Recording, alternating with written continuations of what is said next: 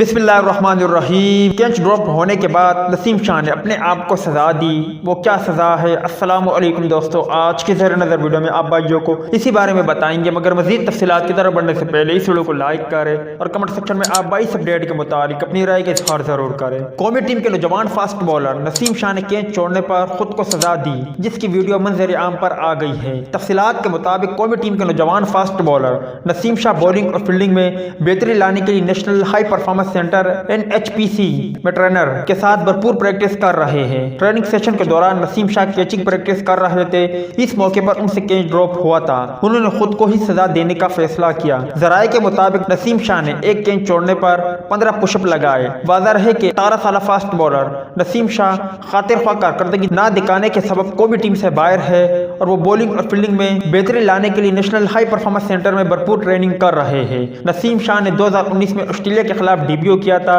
اور پاکستان کی جانب سے وہ ٹیسٹ میچ کھیلے ہیں۔ نسیم شاہ کو ٹیسٹ کرکٹ میں ہیٹ ٹرک کرنے والے کم عمر ترین بالر کا اعزاز بھی حاصل ہے۔ انہوں نے 16 سال کی عمر میں فروری 2020 میں بنگلہ دیش کے خلاف راولپنڈی ٹیسٹ میں ہیٹ ٹرک کا کارنامہ اثر انجام دیا تھا۔